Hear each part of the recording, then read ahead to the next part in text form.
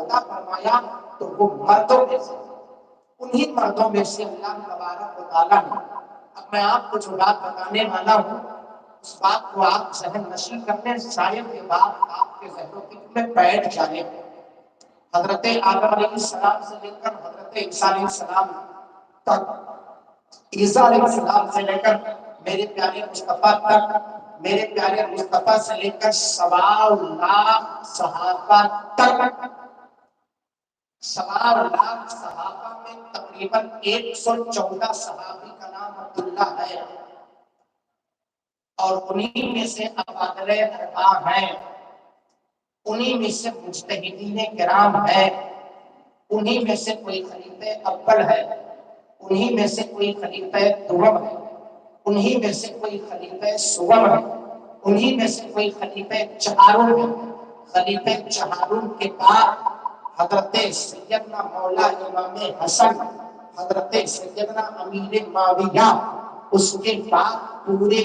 کربلا اور تاریخ اسلام کے واقعات آپ کے نگاہوں کے سامنے ہوں گے، کم و بیش، بلکہ یوں کہہ لیجیے تقریباً 1.25 صحابہ میں جو مرتبہ جزئی اعتبار سے حضرت سیدنا عثمان غنی کا ہے، وہ تو نہ کسی نبی کو حاصل ہوئی، نہ تو کسی ولی کو حاصل ہوئی، نہ تو کسی صحابی کو حاصل ہوئی، نہ تو کسی غوث کو حاصل ہوئی، وہ مرتبہ نہ تو حاصل ہوا، نہ تو کسی قطب کو، نہ تو کسی یکتال کو، نہ تو کسی یمتال کو، نہ تو کسی یمرات کو، نہ تو کسی امجاد کو، کسی کو نہیں ہوا۔ حضرت آدم سے لے کر آج تک اور آج سے لے کر قیام قیامت تک ایک ایسی فضیلت مولا عثمان غنی کی ہے جس فضیلت میں کوئی ایک فضیلت نہیں بلکہ 2 فضیلتیں ہیں، صحابہ بیان فرماتے ہیں۔ اب اس کو بھی سن لیجیے، پچھلے سال میں نے صرف ایک فضیلت بتائی تھی، اب کی مرتبہ میں 2 فضیلت بتانے جا رہا ہوں مولا عثمان غنی کی، جس میں ایک فضیلت میں انبیاء سے لے کر کے آخری تک قیام قیامت تک انسان میں سے کوئی بھی حضرت عثمان غنی کی فضیلت تک نہیں پہنچ سکتا۔ ایک فضیلت ایسی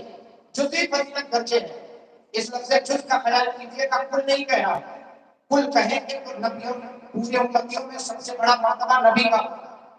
اور وہ بات متفق علیہ ہے، اس میں کوئی شک و شبہ کی گنجائش نہیں ہے، لیکن میں جز کہہ رہا ہوں، وہ جزئی فضیلت کی بات کر رہا ہوں، تو اس کو سمجھنے کی کوشش کریں۔ ایسے 1.25 صحابہ میں ایک ایسی فضیلت ہے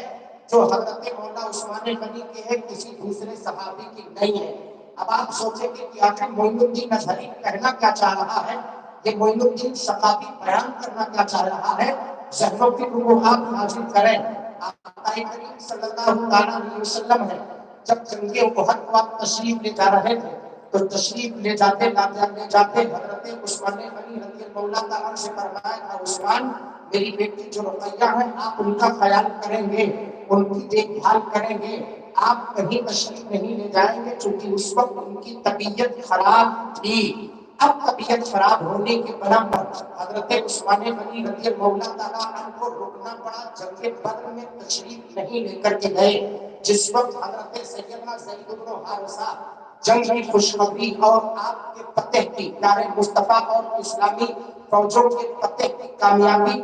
کی خبر لے کر مدینہ المنورہ میں پہنچے تھے، اس وقت حضرت عثمان غنی رضی اللہ تعالیٰ عنہ اپنی بیوی خاتون کو، پیارے مصطفیٰ کی شہزادی کو اس وقت دفن فرما رہے تھے۔ تاریخ کے اوراق گواہ ہیں، آقا کریم صلی اللہ تعالیٰ علیہ وسلم ہے، آپ تشریف لے کر کے آتے ہیں، تشریف لانے کے بعد جب دیکھا کہ میری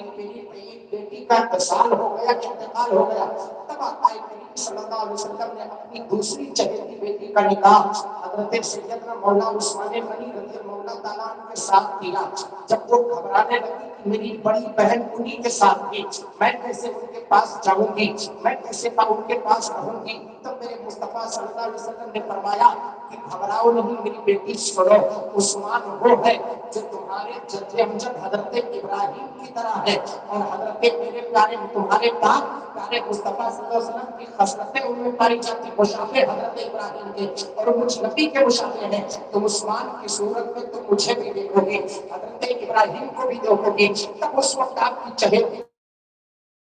آپ کے نکاح میں آئی ہے، 2 بیٹیاں پیارے مصطفیٰ صلی اللہ علیہ وسلم کی، حضرت